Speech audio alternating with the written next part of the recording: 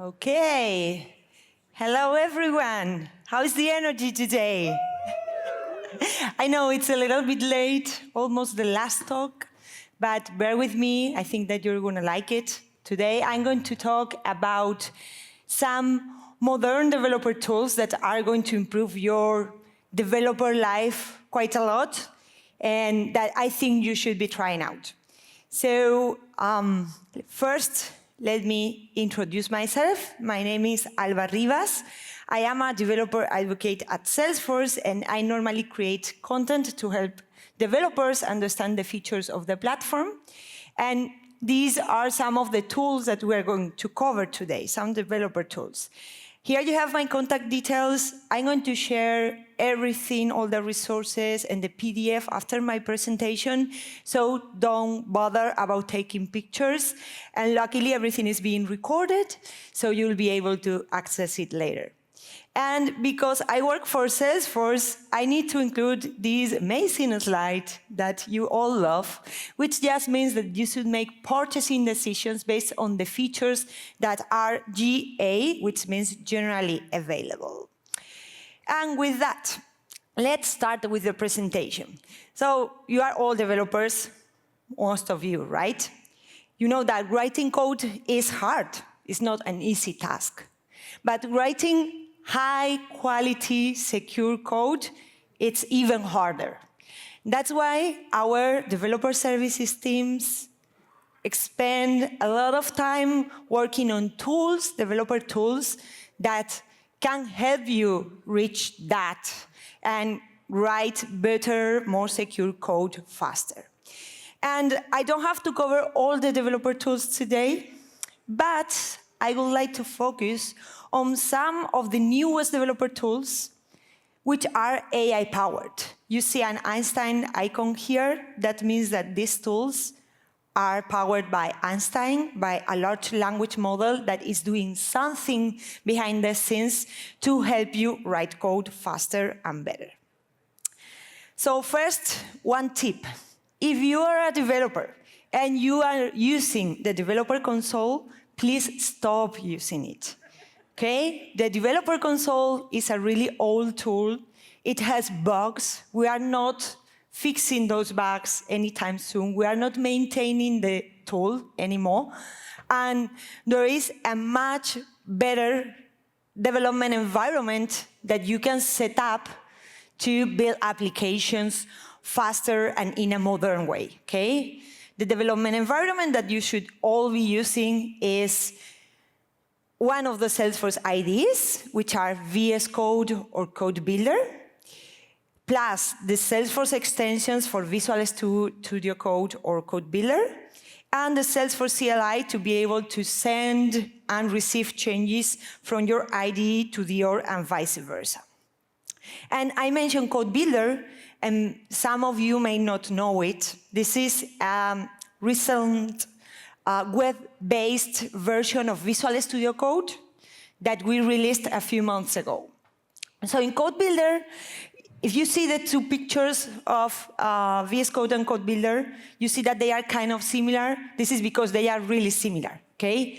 The only differences are that in Code Builder, all the extensions, Git, and the Salesforce CLI come pre-installed, so you can spin it up very quickly and have it ready for you. And conversely, because it is web-based, it's going to be a little bit slower than if you are using VS Code. But this is really helpful when you are not at your laptop, for instance, and you need to spin up a development environment very quickly, or when your company doesn't let you install software in your computer, which is the case for some countries. Code Builder is available in Professional Edition, Enterprise Edition, and Unlimited Edition orgs, so most of you should already have it. So we use VS Code or Code Builder together with the extensions. There are many extensions. I'm just listing them, some of them here for the people who are still not using this. So the extensions are going to help you use the Salesforce CLI much faster because they give you shortcuts and buttons that are going to appear in VS Code or Code Builder, one of the IDEs, always the same, and that are going to allow you to work with the CLI more seamlessly. They also include an OR browser that allows you to take a look at all the metadata that's in your OR and pull the metadata and work with that. They also provide syntax highlighting and code completion capabilities, which is something that in the developer console doesn't work really well.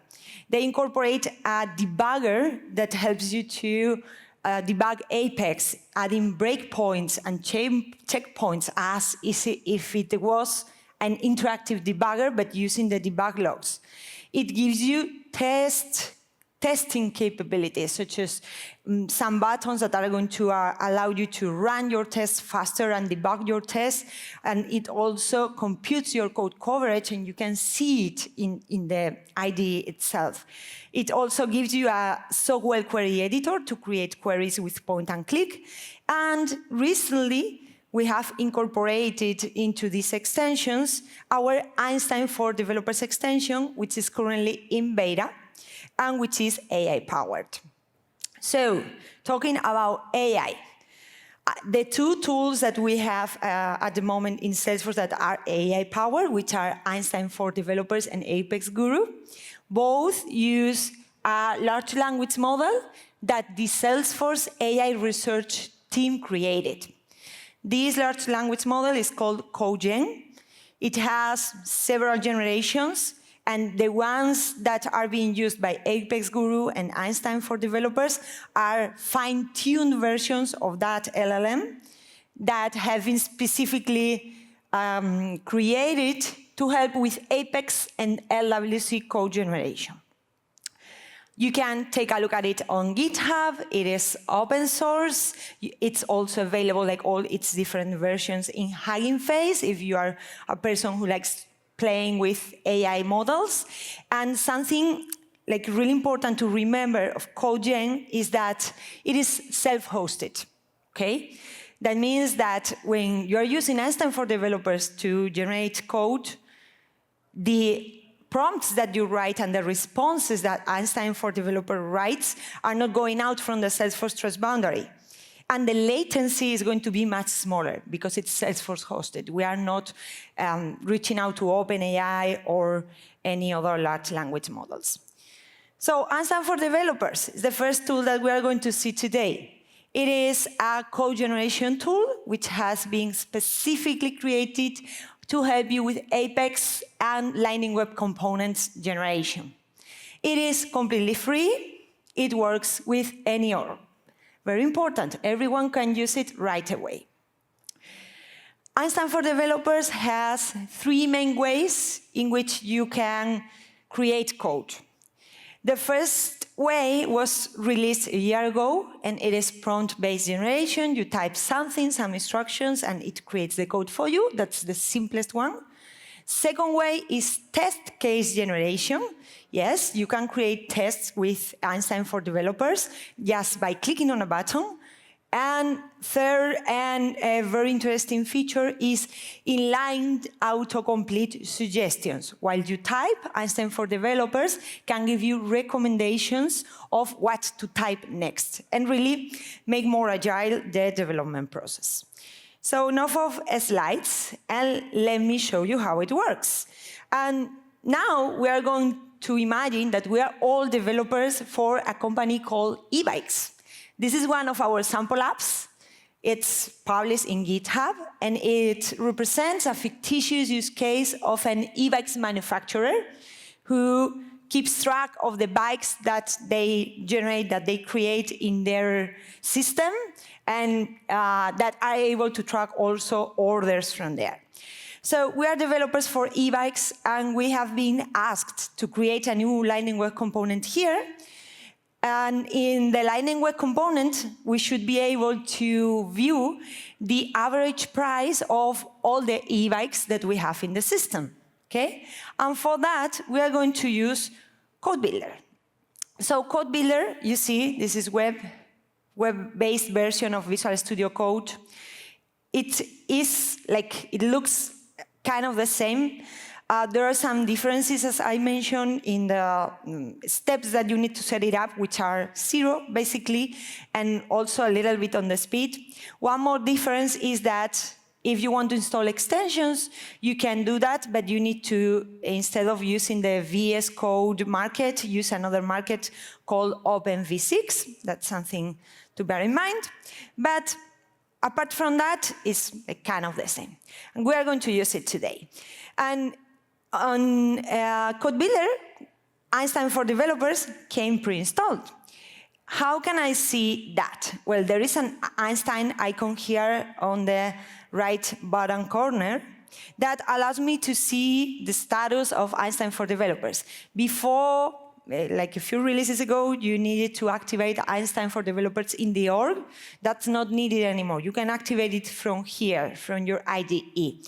Here you can disable certain capabilities if you are not interested in getting inline suggestions, for instance. You can edit the keyboard shortcuts, which are going to be very convenient when working with Einstein for Developers. And you can edit its settings and take a look at the documentation. And also report issues, very important. So we have been asked to create this Lightning Web component. Of course, we are going to create the Lightning Web component code, but we are going to create also some Apex code to calculate that average price of products. And for that, we're going to use the first feature that I mentioned, the simplest one, which is prompt-based generation. So to open the prompt-based generation screen, you come here and click on Einstein for Developers. And this is going to open like an input field in which you can type the instructions that you want to submit to Einstein for Developers. And in my case, that's not what I want to write. I'm going to ask Einstein for Developers to create a method that I can call from a Lightning Web component, and that returns the average price, and this is the API name for the price field of products, calculated with a Sockwell aggregate query, because I don't remember exactly how the syntax for a Sockwell aggregate query was. So at this point, let me give you 3 tips. If you're going to use prompt-based generation, it is a good idea to run first a command, which is refresh a subject's definition, because this is going to help Einstein for Developers understand your data model better. It's going to do something behind the scenes to download your API names and so on, and it's going to help with that. Under the hood, Einstein for Developers is running this command when you open it. But even though I recommend you to do it because I have experienced myself that it gives you better results if you do it yourself. Second tip, at the moment, it works much better if you use API names in your prompts. We are working on a retrieval augmented generation feature that is going to improve Einstein for Developers results quite a lot, and that will allow us to use labels, same as we do in Copilot and so on, instead of having to use the API names. But for now, because this is beta, if you plan to use it, use the API name. Yeah. And third recommendation, Einstein for Developers is going to take as context the open active file. So if there is a file that is very relevant to the code that you want to generate, make sure to have it open here, okay?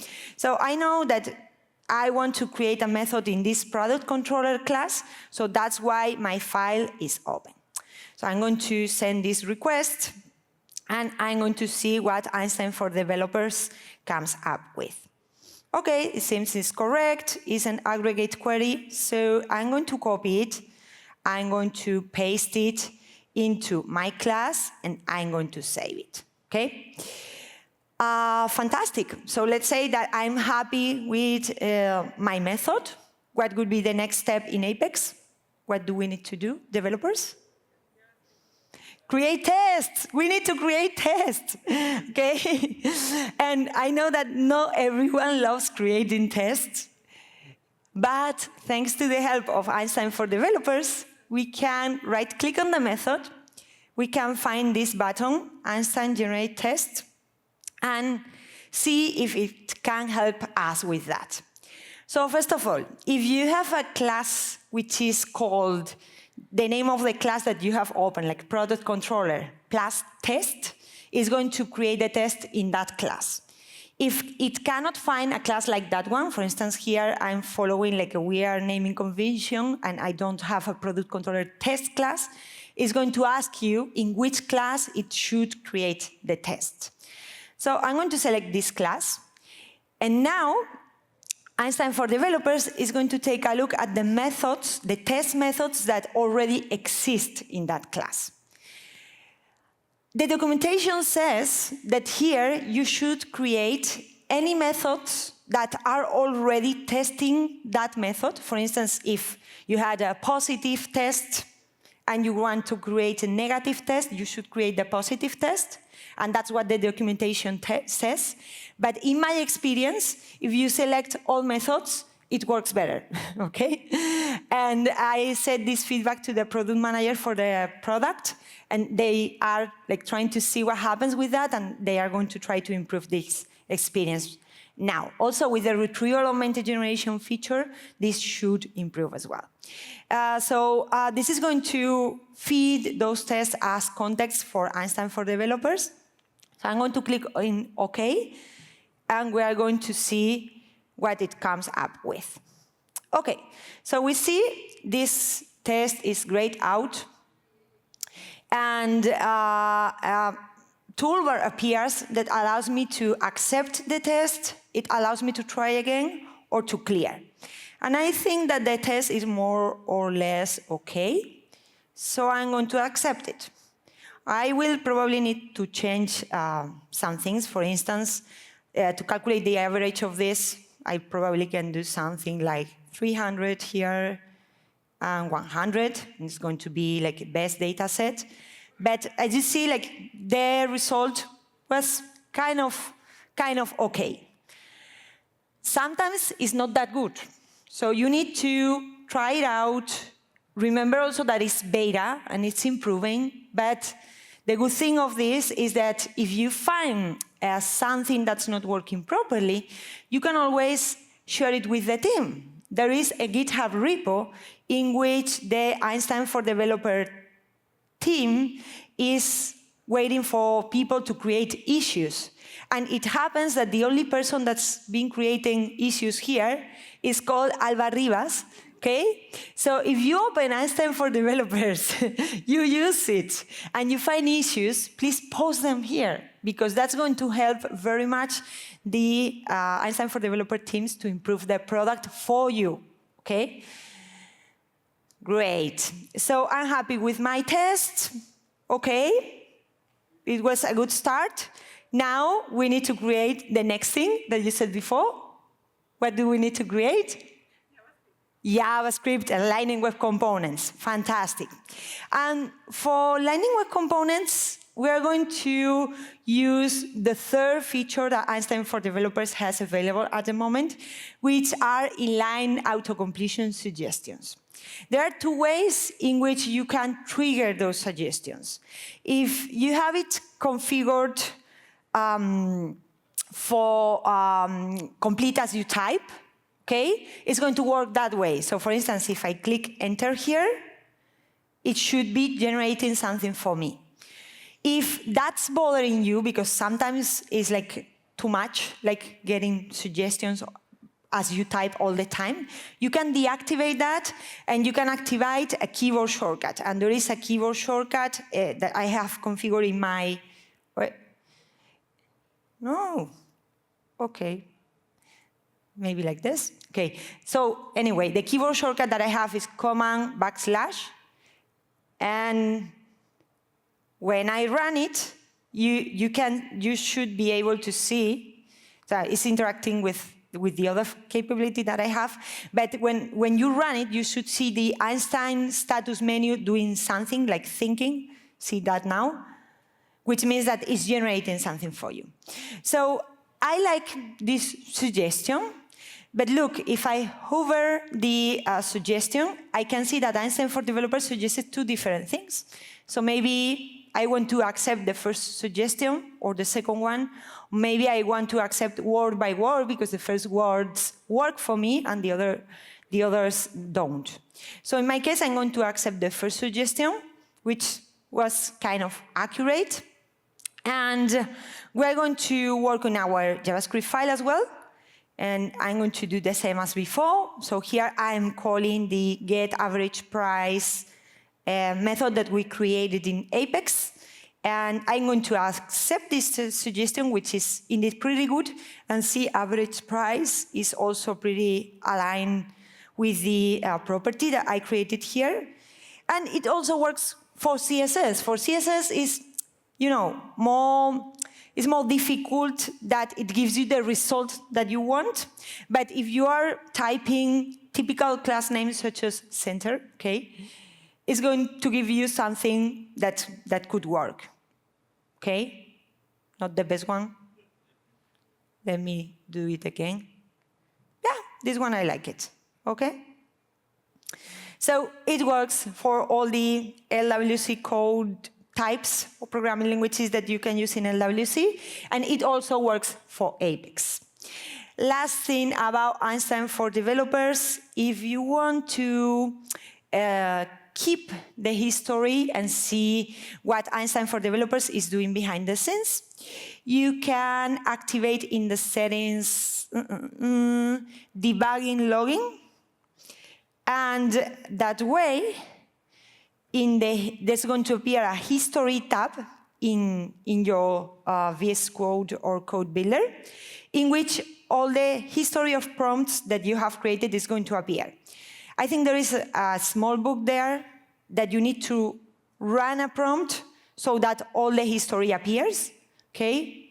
And this is one of the things that I reported in the repo. But see, these are all the generations I have done with prompt-based generation so far. It could be interesting somehow. Great. So roadmap for Einstein for developers. There are a lot of things coming out. For Dreamforce, for Winter 25, we're going to have available code explanations that are going to help you understand what your code is doing or code that other person has written is doing. We are working on retrieval augmented generation so that the LLM CodeGen is aware of your metadata model. And we're working in something really, really, really cool, which is like the prompt-based generation version 2. Why? Because in prompt-based generation version 1, you cannot have a conversation with the model. You just ask for something and it returns something. And if you want to do it again, it's not going to keep the history. But with this code assistant, which is going to be kind of equivalent to Einstein Copilot, but for generating code, you're going to be able to have a proper conversation with the model and improve the results that it creates for you. And this feature here, I'm going to explain it to you later, because first I want to explain to you what Code Analyzer is. So Code Analyzer is not AI-powered, but we're working on integrating it with Einstein for developers, and it's very new. And that's why I thought it was a good idea to explain it to you today. So Code Analyzer is a static and graph analysis tool for Apex and LWC. You can use it in 3 different ways. It's available as a Salesforce CLI plugin. You can use it through the CLI and launch it with your project. It's available as an extension for Visual Studio Code and Code Builder. And it is available as a GitHub action so that you can incorporate it in your CI/CD flows. The plugin itself and the tool are GA. What is beta is the VS Code and Code Builder extension, okay? So if you have issues or problems, again, that's something that you can report to the team. So what does it include? It includes libraries that are going to help you with LWC's static analysis, such as slint and retire.js, that allows you to find vulnerable libraries. It includes tools that are going to help you with Apex analysis, such as PMD, and CDP, which allows you to find duplicated code. And it includes something that Salesforce created called Salesforce Graph Analyzer. This Salesforce Graph Analyzer, it helps you to do like a more in-depth analysis because it is able to find like all the different paths through which your code can go. It analyzes all your if-else statements and so on, so that it performs static analysis, but in a more advanced way. It's not basic static analysis. And that's something that you can execute in your code, but bear in mind that it has a little bit more latency because it's more powerful. If you are an ISV, you are required to upload the PDF, the report that Code Analyzer generates in order to pass the security review. And with that, let me show you how to use it. So Code Analyzer is not part of the Salesforce extensions, but it is an extension. So you can install it from the marketplace in VS Code or Code Builder. Let me close this, and we are going to our product controller class. So I already installed it, and now I finished my development. I'm interested in knowing what Code Analyzer says about my code. So if something that I can do is click here on a file and click on Scan Current File with Code Analyzer. Okay, so this is going to launch the tool and it's going to analyze this specific file. Meanwhile, it finishes. Let me tell you that if you want to run the full scanner and generate a report over your whole project, you have to do it through the CLI. This is not yet available in the VS Code extension, but you can definitely do it. And if you take a look at the documentation, you will see that there are like a lot of possibilities because you can activate and deactivate what you wanna be analyzed and the way in which you want that analysis to happen. There's like a lot more flexibility. So the scan completed and 2 violations were found, okay? And I can see that one of the violations is here. It's telling me that I'm missing an apex.comment. I'm not using apex.comments in this project, so I'm going to suppress the violation in this line. And the other violation is that I am not validating root permission in a Sockwell operation. That's completely true. So I'm going to go ahead and fix this and say with user mode. Okay. And if I run the Code Analyzer analysis again, it should tell me that this violation has been fixed. If you want to run the graph engine analysis, which is a little bit longer, you can click on this button here, and it's going to also find some, give you some recommendations and insights about your code. So said that, let me go back to the Einstein for Developer roadmap. We have here something that we are working on at the moment, which is the integration between Einstein for Developers and Code Analyzer. Why? Because at the moment, Code Analyzer tells you there is a problem, but it doesn't explain to you what the problem is or how to fix it. With the Einstein for Developers integration, Einstein for Developers is going to be able to appear, like have a section on that warning and tell you this is happening because of that, and this is what you should do to fix it. And all that is going to be AI generated. So really, really, really interesting. Okay, so now we are going to advance in time a little bit. Our code has been deployed to production, and our users have been taking a look at our component for some time. And there is one more tool that I can use at this point to detect problems in my code, which is called Apex Guru. So Apex Guru is like an AI-powered scanner, but this scanner, instead of doing like static analysis, same as we do with Code Analyzer, is going to explore and analyze your execution logs. That way, it's going to be able to detect things that you cannot detect with static analysis. It's going to be able to detect methods that are throwing a CPU time limits, methods that are being expensive, and methods that are not behaving as you expect or in a performant way. And with Apex Guru, a report is going to be generated, and in that report, you're going to be able to see some insights and some recommendations on how to fix it. Apex Guru is not free, that's the downside of it, but it is available with a scale center that comes by default for free on unlimited edition production and full copy sandbox orgs. So if you have this kind of orgs, you will be able to use it. Why it is available only in production or full copy sandboxes? Does somebody know? Anybody? Because it needs your execution logs. Okay, it needs your execution logs, so it really needs to have like real execution logs to be able to determine if a method is being expensive. Okay, so very quickly, let me show you how this looks like. Apex Guru, you can find it in the setup menu, and you're going to find something like this. There is a tab in which you can see some code recommendations. There are also some SQL and DML recommendations. Here is the tab where you can find the expensive methods, such as CPU time limit and so on.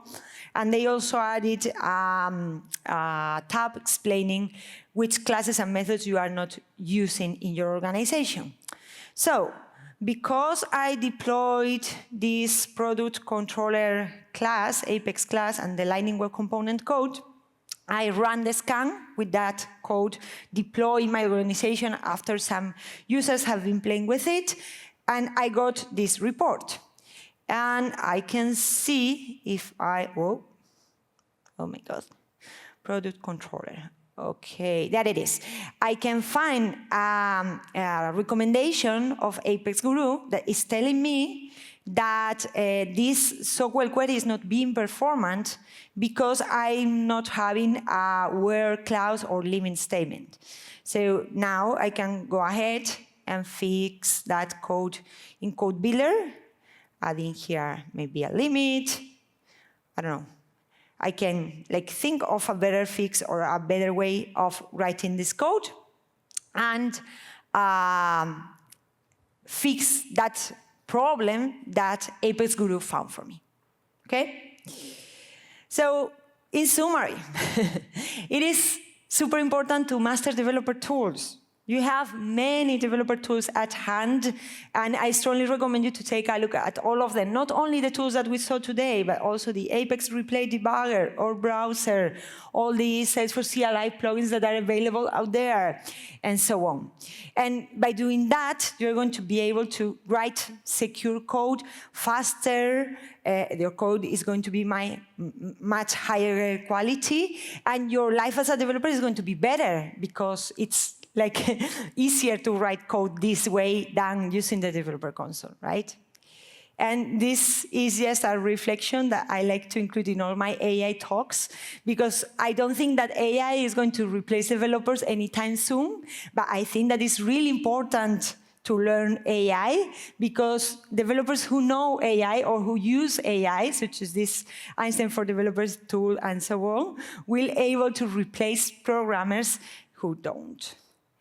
And with that, here you have the resources of the presentation, the PDF, and all the some videos, some code lives, and some blogs that we've created about these topics, some Trailhead modules as well.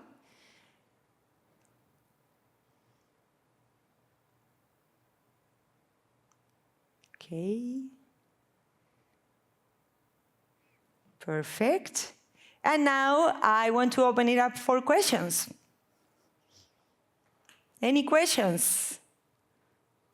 Okay. In your experience, how faster would you be, or how more productive using the tools?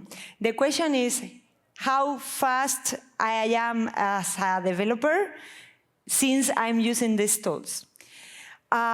Much faster, really, especially with the inline auto-completion features. So I've been using it, for instance, in my streams. I do streams in Spanish from time to time in my personal channel. And it really works. Like when you are doing, I have the auto-completions enabled, and many times that I'm writing some code for some examples that I want to show to the audience, it auto-completes the next thing for me, and it's easier for me just to tap, and with the tab you accept the suggestion and continue working. I can tell you like a percentage, but I can tell you I'm much more productive. And because you asked the first question, this is for you. Thank you. More questions. I have 2 t-shirts. Okay. Someone is learning how to code in Salesforce. Would you recommend that they start learning already with the tools or without? I think it's a good way to learn. Of course, it's not the only way, because you cannot ask about something you still don't know. But if you're doing trailhead modules about Apex, for instance, and you are putting them into practice, you can use Einstein for Developers to ask it to generate different versions of that code for you. And when code explanations are available, that's going to be even more evident. This is for you, an XL, I'm sorry. But, and there was another question. How good is it with more complex scenarios when you code? So instead of having a single SQL query, how good is it when you have a much more complex scenario? The question is how good it is with more complex scenarios, because here I've used basic scenarios, that's completely true. And the response to that is, it is not that good as you saw with the simple use cases, but you should try it out, give feedback about that so that our team can improve the extension. And also, this should improve very much when we have the retrieval augmented generation out. And this is going to happen by Dreamforce timeframe. So I recommend you to try it out now, and then give it a try after Dreamforce and see how it changes. Okay, I don't have any more gifts, but if you have questions, I'm happy to answer. Okay, there's a question there, I believe. I can't see very well. Or Richard. Sorry, I can't hear. What's the risk of it giving you somebody else's code that you're meant to have? I think that was a problem with LLM, wasn't it? Yeah. So that's a very good question. What's the risk of giving your code to somebody else? So in this case, there's no risk, because we are using CodeGen. CodeGen, it's an internal model, and we are not training that model with your code. I have to say that when we released this at the beginning, we were using some of the prompts to train the model. Customers complained, and we changed the way it operates. We created like a policy or like rules that we're following now. And at the moment, we are not using it for training anymore. So you should be completely safe, because the code is not going out from the Salesforce Trust Boundary, because we are using CodeGen. And we have this rule that we are not using customers' prompts to train the model anymore. I asked if it's a possibility to opt in, because people may want to opt in, right? And to say, I want the model to be trained with my patterns and my code. And they told me that not at the moment, but that if you have any feedback, you should post it in the GitHub repo. Any more questions? Okay, so thank you very much.